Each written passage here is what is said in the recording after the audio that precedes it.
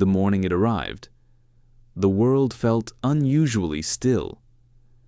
Grace stood at her doorway, blinking against the soft light of dawn, when she noticed something resting on her welcome mat. A single envelope, clean, untouched, almost too perfect. For a moment, she simply stared at it, as if the more she looked, the more the air around it seemed to hold its breath. She bent slowly, her fingers brushing the cool paper, and she picked it up, turning it over in her hand. Her name was written on the front, beautiful handwriting, steady, elegant, and yet something about it made the back of her neck prickle. "Grace," she whispered, as if saying the name out loud might summon an answer. But the morning stayed quiet, the sky stayed pale, and the envelope stayed still in her hands, heavy in a way paper should never be. She slipped a finger beneath the seal. It opened with a soft whisper, like something exhaling after holding in a secret for too long. Inside, just one line. "You don't know me, but I owe you everything." Grace froze where she stood, her breath caught halfway in her chest, hanging there in the quiet air between fear and something else she didn't want to name yet. She swallowed, voice barely audible. Who wrote these?" But no voice answered, no car drove by, no footsteps echoed outside her door. It was just Grace. And the letter, and the echo of words that tugged at a part of her memory she wasn't ready to revisit. She placed the envelope on her kitchen counter, but her eyes kept drifting back to it, even as she tried to move on with her morning. Coffee brewing, water running in the sink, the familiar hum of her small home settling into a new day. And yet, the letter seemed to pulse in the corner of her vision. "You don't know me, but I owe you everything." By the time she stepped out of her door, locking it behind her, that single line had worked its way into the deepest part of her thoughts. She carried it with her to work, felt it lingering in the quiet corners of her mind, heard it whispering between every patient she saw that day.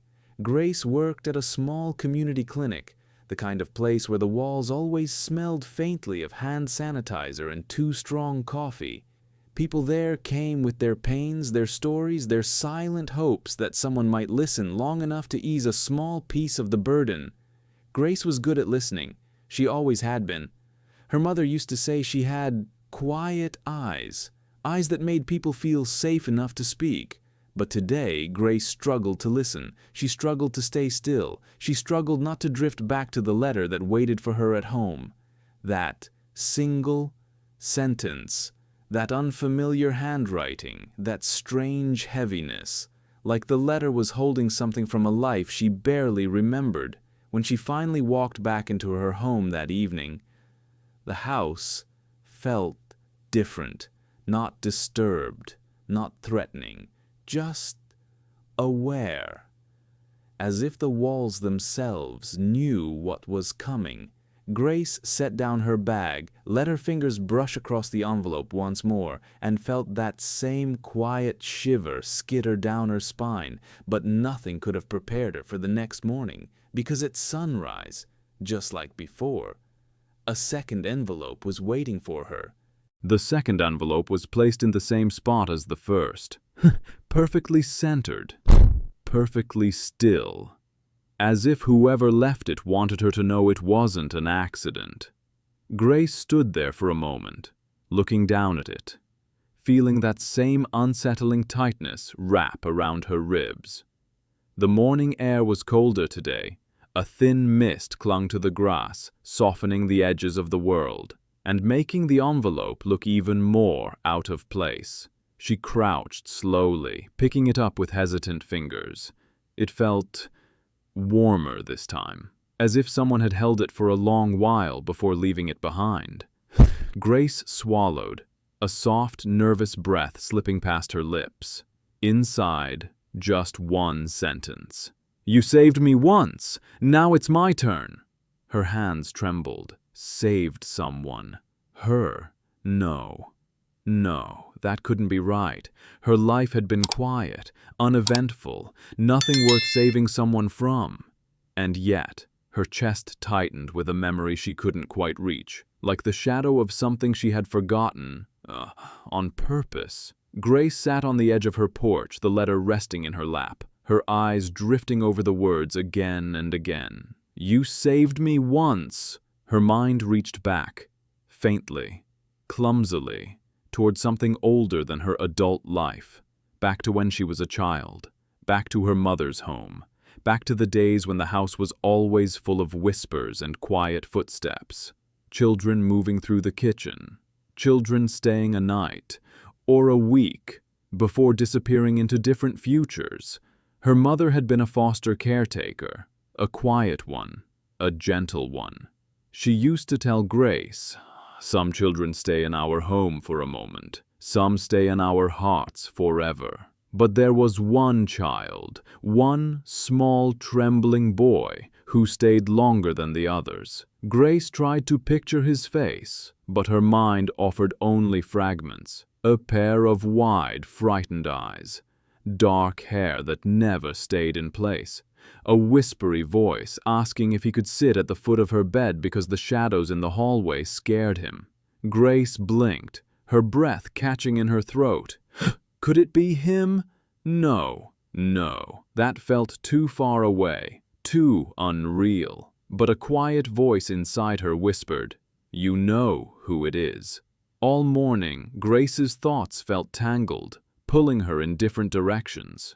She tried to focus at work, but the clinic felt louder today. The ringing phones, the shuffling papers, the low hum of conversations. Her chest felt tight, her pulse too loud in her ears. By midday, she found herself gripping the edge of her desk, grounding herself against something solid. 2 letters. 2 messages, 2 promises she didn't understand. "You saved me once." Grace whispered it under her breath, like saying it aloud might make it make sense. But it didn't. When she returned home that evening, her porch felt colder, the shadows longer, the air heavier. She hesitated at the bottom step, a part of her afraid of what she might find again. But there was nothing on her doormat. No new envelope, just the same quiet house and the faint hum of the refrigerator humming inside. Grace exhaled slowly. She wasn't sure if she felt relief or disappointment. She walked inside, made tea with shaky hands, and sat down at her kitchen table. The 2 letters lay in front of her, side by side, like pieces of a story she didn't remember living. She traced the handwriting with her fingertip. Steady lines, consistent pressure. This wasn't rushed. It wasn't anonymous spite. It wasn't random. This was personal. Her breath trembled again. "What do you want from me?" She didn't sleep much that night. Her dreams were filled with blurred faces, half-remembered voices, and the sound of quiet crying in a hallway she hadn't walked down in decades. And when dawn finally arrived, soft gray light settling against her curtains, Grace got out of bed with a heaviness she couldn't shake. She stepped into her living room and froze. Her heart jumped painfully against her ribs, because when she looked toward her front door, a 3rd envelope was waiting. Grace stood in the doorway for nearly a full minute, staring at the envelope lying perfectly centered on the mat. The morning light hadn't even touched it yet. It rested just outside the warm glow, sitting in the cold strip of shadow that ran beneath her door frame. Her breath stuttered quietly, a soft inhale, a shaky exhale, like her body was trying to warn her before her mind could understand why.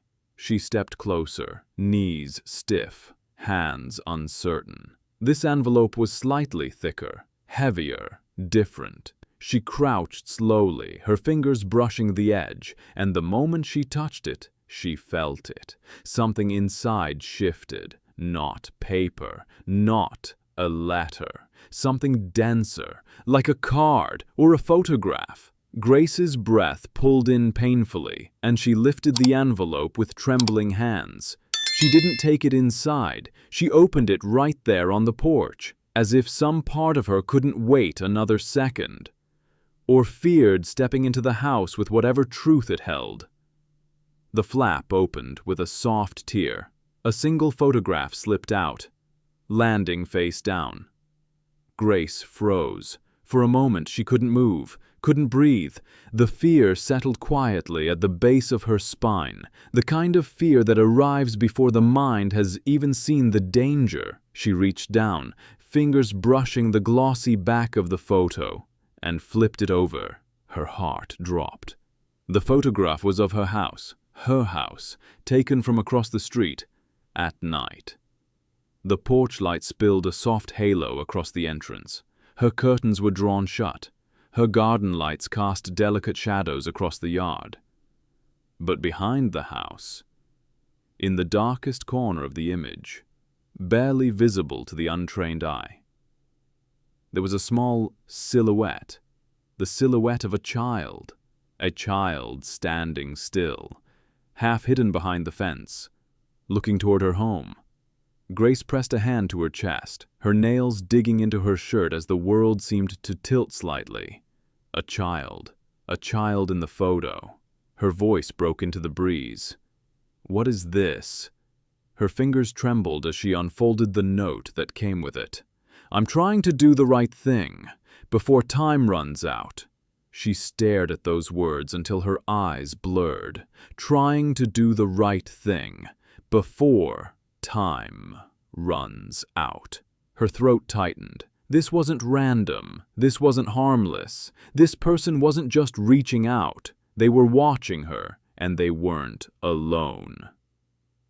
Grace walked back into her house as if her legs belonged to someone else. She closed the door slowly, leaning her forehead against it just long enough to steady her breath.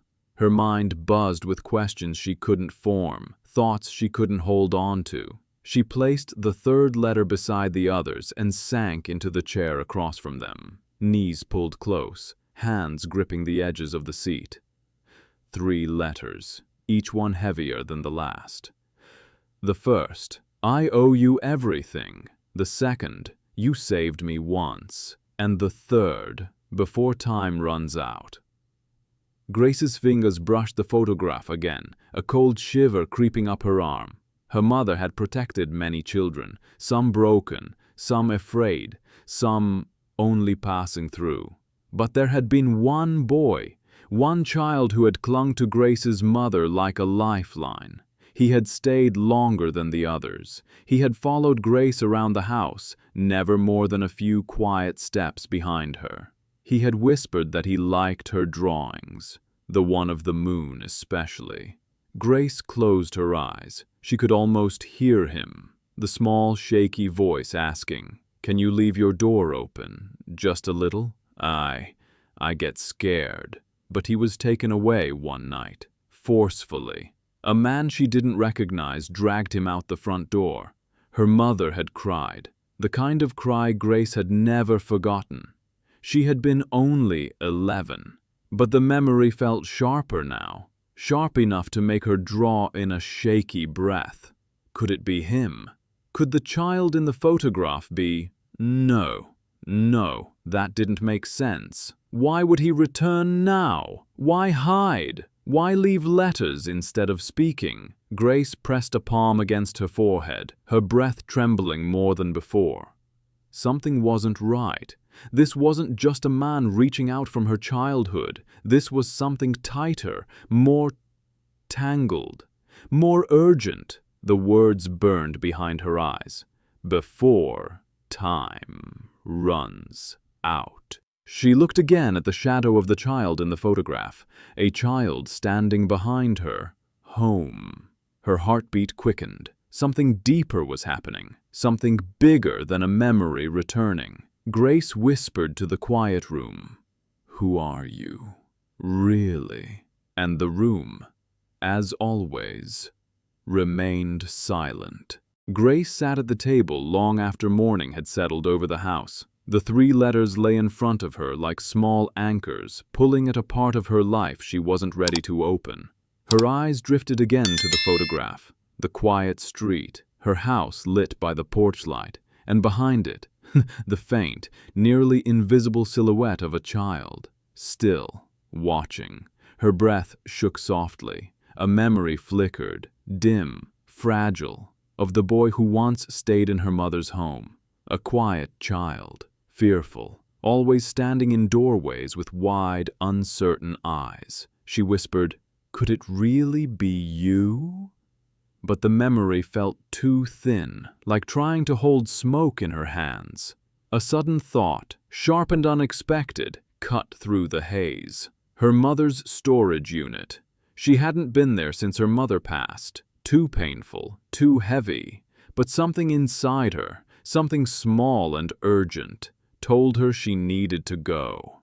Grace found the brass key tucked in a drawer. Her mother once said, "If anything ever feels unfinished, go there." I kept what mattered. Now those words felt like a warning she had ignored for too long. The storage facility was silent when she arrived. Rows of metal doors, cold fluorescent light. Her footsteps echoing softly as she walked toward Unit 67. Her hand shook slightly as she turned the key. The door groaned open. Inside, dust floated in a thin beam of light. Boxes were stacked neatly, but only one object drew her attention.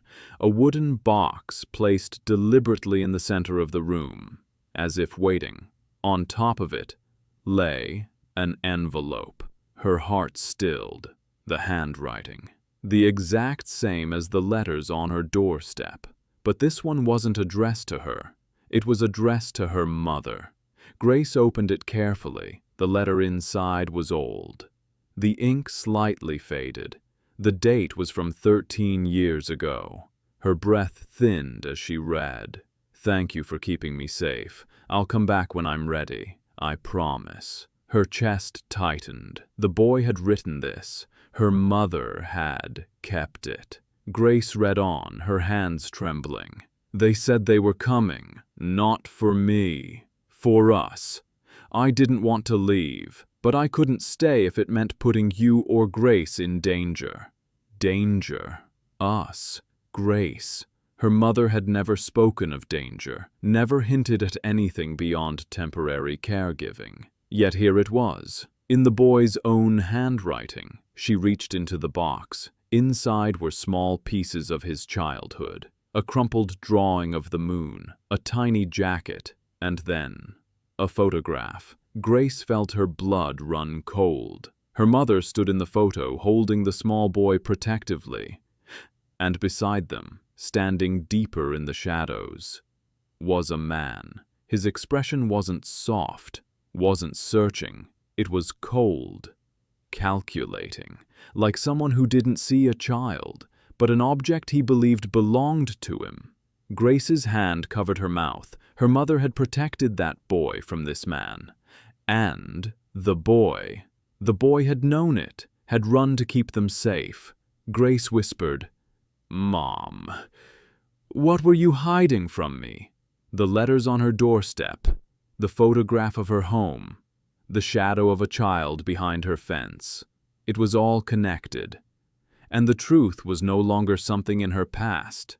It was standing right at the edge of her present. Grace stood inside the small storage unit, holding the photograph so tightly that the edges curled beneath her fingers. The quiet in the room felt heavier now, thicker, as if the walls were holding secrets her mother never had the chance to explain. She looked again at the man in the photograph. The cold stare, the rigid posture, the way he lingered just behind her mother's shoulder. He wasn't family. He wasn't a guardian. He was a threat. And Grace felt something inside her shift. A faint tremor of fear, but also a small spark of anger she hadn't felt in years. Her mother had faced this man alone. Her mother had protected that child. And now, someone, possibly that same boy, now grown, was reaching out. Grace sank slowly to her knees in front of the wooden box, needing a moment to steady her breath. She sifted through the items inside: a faded backpack, a cracked toy flashlight, a folded piece of flannel that must have been part of the boy's blanket. The air felt thick with old memories. Her mother's handwriting appeared again, scribbled on a brittle piece of paper taped to the inside of the lid. "If he ever returns, help him find his way." Grace read the line twice, 3 times, until the weight of it settled into her bones. Her mother had known, had expected his return, had trusted Grace, even when Grace had no idea what she was being trusted with. She closed the box gently. Her eyes burned. As she stood, her phone buzzed inside her coat pocket. A single message. An unknown number. Her breath hitched. She opened it. A photo. New. Taken only hours ago. Her front porch. Her door cracked open. Not broken into, not forced, just slightly ajar. As if someone had stepped inside to leave something and stepped back out without touching anything else. Grace's heart began to pound. A second message appeared. "You're close. Please don't be afraid." Her hands trembled violently now. Every sound in the storage facility felt too loud. The hum of the lights, the faint creaking of metal, her own pulse ringing in her ears. A third message came through. "I'm not the one you should fear." Grace's breath stilled. Not him, then who? Her eyes flicked back to the old photograph, to the man with the cold eyes lurking behind her mother. A terrible thought formed in her mind. What if he wasn't gone? What if he hadn't stopped searching? What if he had found the boy again? And was now looking for her? She pressed a hand to her mouth, her breath uneven. She typed back with shaking fingers. "Who are you?" The reply came almost instantly. "The one your mother tried to save." Grace felt her chest tighten. The boy. It had to be him. Grown now, reaching out in the only way he knew how. She swallowed hard, forcing herself to type again. Why now? There was a long pause, long enough that the storage unit felt even colder, even narrower, as if the air was waiting, listening. Then the answer appeared. "Because he found me again." Grace's entire body went still. He, the man in the photograph, the one her mother had tried to protect the boy from, the one who had dragged him away all those years ago. A fourth message appeared, short, but shaking her deeper than the others. "And now, he's looking for you." Grace's lungs tightened. For a moment, she forgot how to breathe. Her hand pressed against the wooden box for support. Another message. "I'm close. I'll explain everything. Please don't go home yet." Grace stared at the words, her pulse thundering in her ears, her thoughts tightening around a single terrifying realization. Whatever her mother had kept hidden, whatever danger she had shielded them from, it wasn't in the past. It had followed them into the present, and it was closer than she ever imagined. Grace stood frozen inside the storage unit, the last message glowing on her screen. "He's looking for you."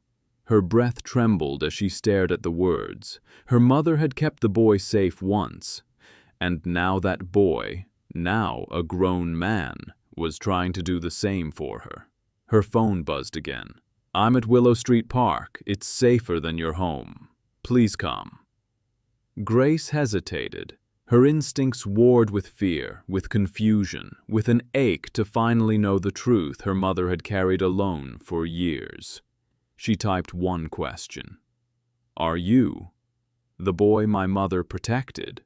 A long pause, long enough that Grace wondered if he had changed his mind. Then, "Yes, but that's not all I am." Her chest tightened, but before she could respond, another message came. "Hurry." The drive to Willow Street Park felt unreal, as if the world outside the windows had softened into a hazy blur. Every shadow looked sharper, every sound louder, every passing memory more vivid. When she arrived, the park was nearly empty, just a few birds perched on branches and the soft rustle of leaves shifting in the breeze. Grace stepped out of her car slowly, looking around with cautious eyes. Then she saw him. A man in his early 30s, standing beneath an old oak tree, his posture tense, hands shoved into the pockets of a worn jacket, head slightly lowered, as if he wasn't sure he deserved to be seen. Grace approached carefully. Her heartbeat was so loud she wondered if he could hear it. He looked up, and in that moment, with the soft fading daylight brushing across his face, Grace saw it. The same eyes, the same dark, cautious eyes of the boy she once knew. Older now, but still carrying the same fear, the same quiet sadness. She whispered, "It's you." He nodded once, so small a movement she barely noticed it. "I'm sorry," he said softly. His voice cracked. I didn't know how else to reach you." Grace stepped closer. "Why the letters? Why now?" He swallowed hard. "I needed to warn you. He found me again. I didn't want him near you." Grace blinked. "Who is he?" The man hesitated, eyes lowering, as if he feared the truth more than anything that had come before. Finally he whispered, "My father."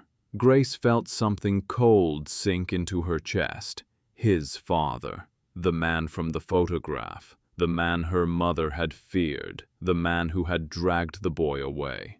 "He wanted control," the man continued quietly.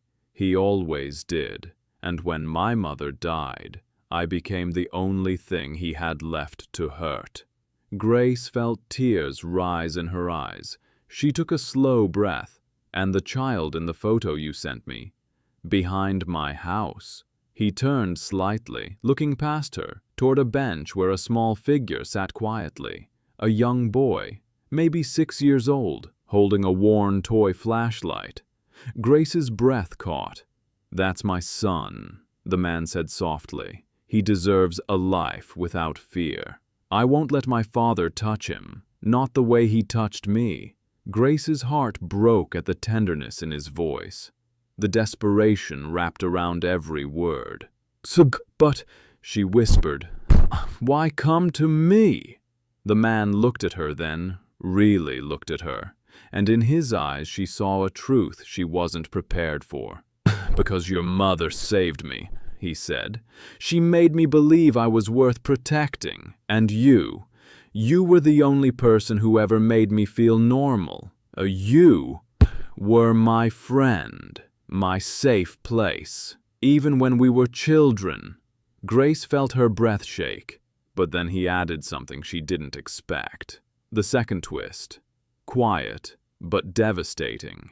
"And before my mother died, she told me something. She told me that your mother planned to adopt me." Grace's knees weakened. "What? She said your mother wanted to keep me, that she had already started the paperwork. But when my father found out, he threatened her, threatened both of you, so she backed away to protect you." Grace pressed a trembling hand to her chest. Her mother had never told her, never said a word. She had come so close to having a brother, a family member who needed them, a child who felt safe with her, and her mother had lost him to protect her.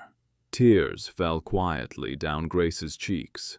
The man looked away, his voice barely audible. "I'm sorry you had to find out this way, but I thought you should know." Grace stepped forward, closing the distance between them. "Shh, gently." Her voice was soft, the kind of softness that only comes from deep, aching understanding. "You're safe now, and your son, he's safe too." The man's shoulders shook. He didn't cry, but his entire body trembled like someone finally allowed to breathe after years underwater. Grace knelt beside the small boy, smiling gently. "You have a brave father," she whispered. The child nodded, clutching the toy flashlight tightly. Grace turned back to the man. "You don't have to run anymore. Not alone." For the first time, the man's expression softened, a fragile, hopeful look that felt like the first warm sunrise after a long winter. "Thank you, Grace," he whispered. Grace walked with them out of the park, hand in hand, feeling something inside her settle for the first time in a very long time. Some stories don't end. Some simply return when we're finally ready to understand them. And sometimes, the people we save grow into the people who come back to save us.